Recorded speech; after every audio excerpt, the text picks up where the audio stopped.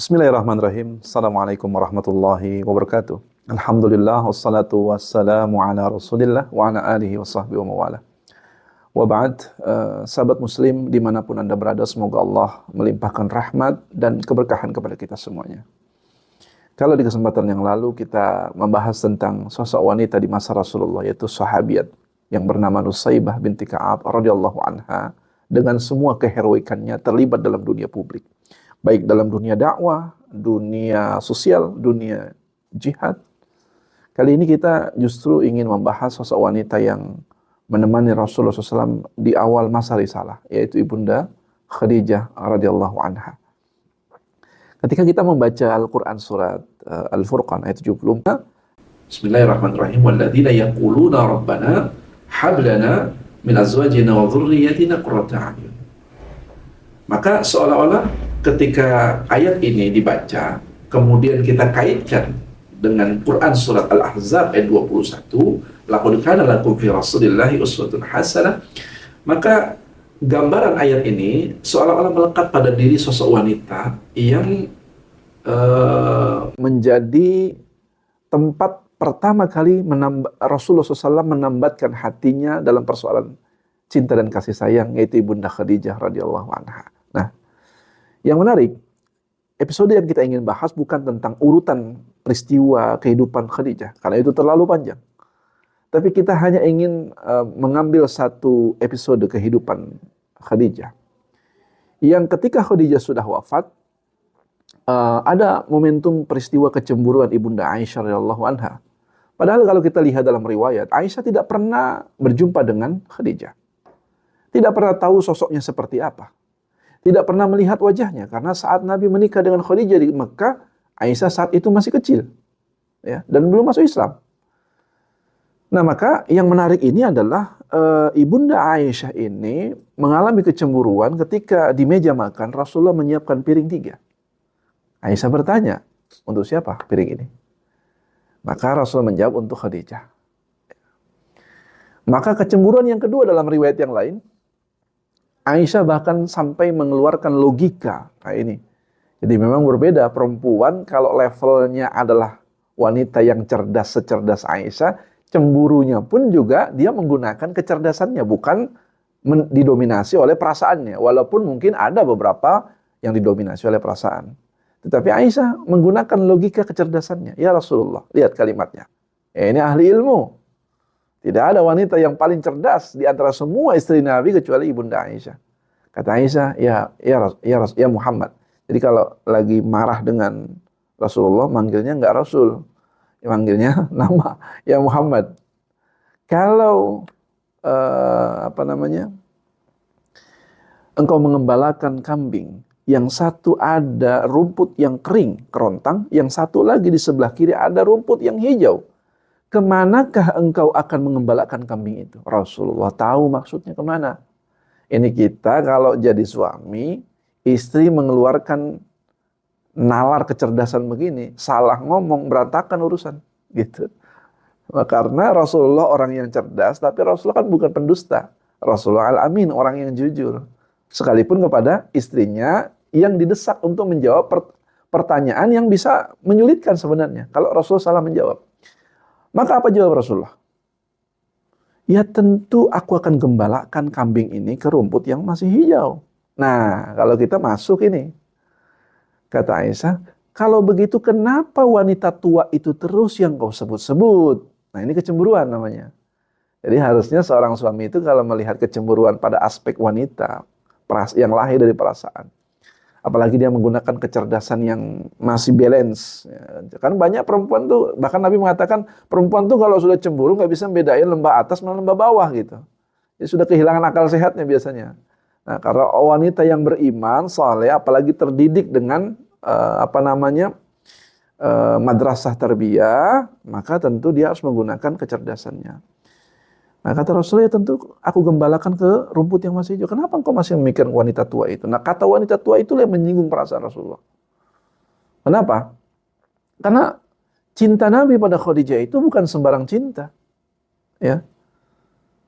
Bahkan Nabi mengatakan, qad ruzikta hubbaha. Sungguh aku telah dikaruniakan oleh Allah cinta pada Khadijah. Jadi cintanya lahir bukan karena perasaan dan hawa nafsu. Ya bayangkan Rasul umur 25, Khadijah usia 40 tahun menikah dengan Nabi. Kalau secara logika kita, sebenarnya umur 25 itu sedang semangat-semangatnya bercinta, apalagi zaman sekarang anak-anak muda yang sudah kehilangan nuansa tarbiyah, nuansa majelis ilmu, nuansa petunjuk ilahi, petunjuk Quran, petunjuk wahyu. Ya mereka pasti lebih mengedepankan hawa nafsu dan memilih wanita yang cantik saja. Tapi kan Rasulullah tidak. Ya, Rasulullah justru menggunakan akal sehatnya, maka Nabi SAW menjadikan Khadijah sampai akhir hayatnya, bahkan tidak pernah menduakan Khadijah. Begitu setianya Nabi. Tapi bahasa setia itu juga belum tentu harus satu gitu, karena Rasulullah setia itu 9, gitu. Rasul setia 11 itu. Jadi kalau bahasa setia harus satu itu makan teorinya orang-orang Barat saja gitu. Kalau kita kaitkan dengan konteks rumah tangga Nabi, nggak masuk gitu ya. Nah, maka di momentum yang lain Rasulullah menjawab dengan logika yang luar biasa, dan ini tidak bisa dijawab oleh Aisyah. Apa kalimatnya? Dan ini menunjukkan kemuliaan Khadijah. Ya. Ini menunjukkan kemuliaan Khadijah. Ya kalau tadi kita baca di ayat pertama, ya qurrata ayun, maka boleh jadi representasi qurrata ayun itu terletak pada jawaban Nabi ketika membahas tentang kecemburuan Ibunda Aisyah. Apa kata Rasulullah? Rasulullah menjawab, ma abdalani Allahu khairan minha. Allah tidak memberiku pengganti yang lebih baik darinya. Selesai. Harusnya jawaban Nabi begitu selesai. Gitu. Tapi Rasul merinci. Karena Aisyah ini perlu dirinci memang. Karena ada tipe istri yang kalau dijawab global dia ya bisa nerima. Tapi ada juga yang nggak bisa, harus dijelaskan. Maka dijelaskan oleh Nabi SAW. Yang pertama, amantu bi idz kafaran nas. Ini kata Rasulullah. Dia beriman kepadaku ketika orang-orang ingkar kepadaku. Ini ada nggak pada Aisyah? Nggak ada. Waktu itu Aisyah nggak ada. Aisyah nggak beriman. Bukan wanita pertama yang beriman. Khadijah wanita pertama. Artinya apa? Kalah dong Aisyah. Ya. Yang kedua, wasaddaqatni iz kazabbanin nas. Ia membenarkanku ketika orang-orang mendustakanku. Nggak ada juga pada diri Aisyah waktu itu. Ya. Wa wasyatni bimaliha iz haramanin nas. Ia membantuku dengan hartanya ketika orang-orang tidak membantu menahan hartanya. Ada nggak pada Aisyah? Tidak ada juga. Gitu. Nah yang terakhir yang telak ini, yang ini udah skakmat ini. Ini membuat kecemburuan Aisyah redam. Mulai saat itu Aisyah tidak pernah lagi mempertanyakan Khadijah. Apa kata Rasulullah? Wa razaqani auladaha idh haramani auladan nisa. Dan Allah memberiku anak-anaknya ketika dia tidak memberiku anak dari istri-istri yang lain. Nah ini jelas ya. Jadi 4 yang diungkapkan oleh Nabi menjawab kecemburuan Aisyah adalah satu di 4-4-nya ini adalah kemuliaan-kemuliaan yang dimiliki Ibunda Khadijah yang tidak dimiliki oleh Aisyah. Subhanallah. Mari kita tanyakan. Pertama, dia hadir menjadi orang yang pertama kali beriman. Wanita yang begitu patuh, taat kalau sudah bicara keimanan. Siapa dia? Ibunda Khadijah. Ya. Bahkan jangankan Nabi, waktu itu Muhammad sudah jadi Nabi. Belum jadi Nabi saja, Ibunda Khadijah sudah sangat yakin bahwa suaminya adalah orang saleh. Suaminya orang baik. Orang baik tidak mungkin dicelakakan.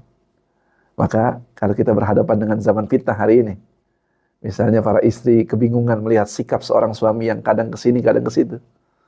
Ya, percayalah, kalau suami Anda saleh, dan Anda yakin bahwa suami Anda saleh, suami Anda akan diselamatkan oleh Allah dengan cara apapun juga. Kalau hari ini mungkin belum selamat, mungkin ada waktunya nanti. Ya, makanya Khadijah sangat mendukung, Rasulullah sangat mendukung apapun, Khadijah sangat mendukung apa yang dilakukan Rasulullah. Di usia 38 tahun sudah mulai masuk ke Gua Hira untuk bertahannud di setiap akhir Ramadan. Rasulullah bertahannud berhari-hari ditemani oleh Khadijah. Kadang Khadijah ikut tidur di Gua Hira tersebut. Kadang Khadijah hanya sekedar membawakan makanan. Bahkan dalam riwayat ketika wahyu sudah turun, maka sudah akrab antara Rasul dengan Malaikat Jibril. Malaikat Jibril datang kepada Rasulullah, ya Muhammad, itu dia Khadijah membawakan lauk pauk untukmu, makanan maksudnya. Ya. Sampaikan salam dari Allah dalam riwayat. Sampaikan salam dari Allah untuk Khadijah. Dan sampaikan salamku pula untuk Khadijah. Dan Khadijah telah disiapkan rumah di surga yang dikelilingi, dilapisi oleh emas, intan, dan permata. Yang di dalamnya la sakhoba. Tidak ada kelelahan dan kebisingan. Nah, tidak ada capek, tidak ada kebisingan. Di surga itu sudah tidak ada itu lagi. Seolah-olah merepresentasikan bahwa Khadijah ketika di dunia capek ngurus anak gitu. Kan di dunia kamu sudah ngurus anak, nanti di surga udah nggak capek lagi mikirin itu semua. Kan di dunia kamu sering mendengarkan kebisingan, teriakan anak, celotehan anak, ya, bahkan anak yang ngeselin, yang suka berteriak nggak karu-karuan, ribut antar satu anak dengan anak yang lain. Lelah. Maka kata malaikat Jibril, Allah sudah menyiapkan istananya di surga yang dilapisi emas, intan, perak, dan permata, yang tidak ada kelelahan dan tidak ada kebisingan. Subhanallah. Hanya gara-gara apa? Bawa lauk. Ya. Bawa lauk, membawa, menemani hari-hari Rasulullah SAW, karena makanan tidak sekedar makanan di hati seorang suami. Jadi hari ini kan mungkin bisa saja Khadijah sebagai orang miliuner saat itu, orang terkaya. Bahkan kekayaan Khadijah itu dalam riwayat melebihi 10 orang paling kaya yang ada di Mekah, Quraisy. Bisa saja Khadijah menyuruh orang untuk membawa makanan, tapi itu tidak dilakukan oleh Khadijah. Khadijah bawa makanan. Bisa saja Khadijah pesan GoFood mungkin, dulu belum ada GoFood. Khadijah mungkin nyuruh orang, ya, bawakan makanan ke Muhammad, kan tidak. Khadijah bawa sendiri makanan itu. Coba, berapa banyak para istri yang hari ini ketika suaminya pulang disediakan minum, disediakan makan, dan ada di samping suaminya sampai suami selesai makan dan minum. Coba kita lihat, kita presentasikan. Adakah wanita semacam itu hari ini? Adakah istri semacam itu hari ini? Kalau ada, berarti dia adalah representasinya Ibunda Khadijah radhiyallahu anha. Itu keutamaan yang dimiliki oleh Khadijah. Keutamaan yang lain tentu dia adalah seorang wanita yang pertama kali sholat dan beribadah kepada Allah. Dia seorang wanita yang teguh pendiriannya. Kan tidak gampang ya. Arus saat itu sedang deras-derasnya kejahilian dan kemusyrikan. Tiba-tiba ada sosok wanita yang melawan arus itu. Kan tidak mudah menjadi wanita semacam itu. Kebanyakan hari ini ketika arus lagi banyak gitu, lagi mengarah kepada satu titik, biasanya perempuan zaman sekarang ini kan seperti gusain kagusa isail kata Nabi. Ya, seperti apa ya namanya, busa, generasi busa ya, termasuk wanita-wanitanya. Jadi jangan berharap kita punya generasi yang soleh, sementara ibu dari anak-anak kita itu adalah generasi busa, generasi bui. Yang kalau air ombak laut ke kiri, dia ikut ke kiri, air ombak ke kanan, dia ikut ke kanan. Dan itu tidak ada pada diri Khadijah radhiyallahu anha. Dan hari-hari bersama dengan Rasulullah adalah hari-hari yang sangat sangat menyenangkan. Bahkan sakinah, mawaddah, warahmah itu betul-betul terbentuk dalam rumah tangga Nabi SAW, sampai Nabi berkesimpulan dalam episode kehidupan bersama dengan Khadijah, qad ruzikta hubbaha. Sungguh Allah telah mengkaruniakan kepadaku cintaku pada Khadijah. Mudah-mudahan rasa cinta kita kepada istri kita, istri yang cinta kepada suaminya, Allah bungkus dengan sakinah, mawaddah, warahmah. Sakinah itu harus diupayakan oleh seorang istri. Yang pegang peranan mengendalikan sakinah, ketenangan, istri. Kalau istri berhasil menghadirkan sakinah dalam rumah, maka dia akan mendapatkan mawaddah, warahmah. Apa mawaddah? Mawaddah itu adalah cinta. Mawaddah itu levelnya kata Imam Ibnu Qayyim di atas al-hub, di atas cinta. Cintanya banget gitu. Rahmah, kasih sayang. Karena suami yang bisa memberikan mawaddah, bisa memberikan cinta adalah suami yang telah mendapatkan sakinah dari istrinya. Wallahu a'lam bishawab. Mudah-mudahan Allah memberikan rahmat kepada kita semuanya. Lebih kurang mohon maaf. Bila hidayah wa taufiq, ma'fu minkum. Assalamualaikum warahmatullahi wabarakatuh.